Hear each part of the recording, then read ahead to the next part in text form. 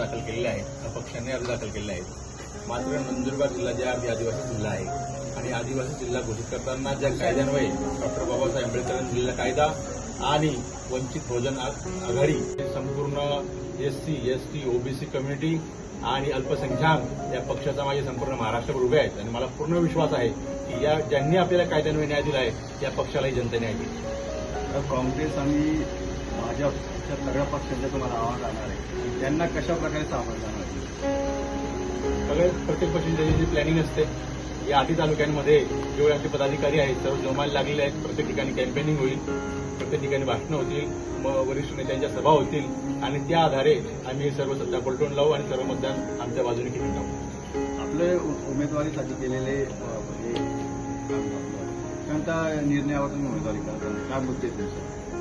सर्वात महत्वाचं म्हणजे नंदुरबार आदिवासी जिल्हा असताना या ठिकाणी आदिवासी समाजाचा विकास झालेला नाही. आदिवासी समाजाचा मोठा आरोग्याचा प्रश्न आहे. म्हणजे सिकल सेल अॅनिमिया असो की बालमृत्यू असो, कुपोषण असो, त्यासोबतच नंदुरबार जिल्ह्यामध्ये जे सिंचन योजना पूर्ण झालेली नाही. त्यानंतर नंदुरबार जिल्ह्याच्या प्रत्येक रस्त्याची जर कंडिशन पाहिली, सातपुड्याची कंडिशन पाहिली, आज सुद्धा सातपुडा हा टुरिझम म्हणून घोषित झाला पाहिजे होता. कुणबी मुलांपैकी चांगले पण सातपुड्याला आहेत. मात्र स्थानिक नेत्याचं याकडे लक्ष नाही आणि याच मुद्द्याच्या आधारे आम्ही संपूर्ण इलेक्शन लढणार आहे.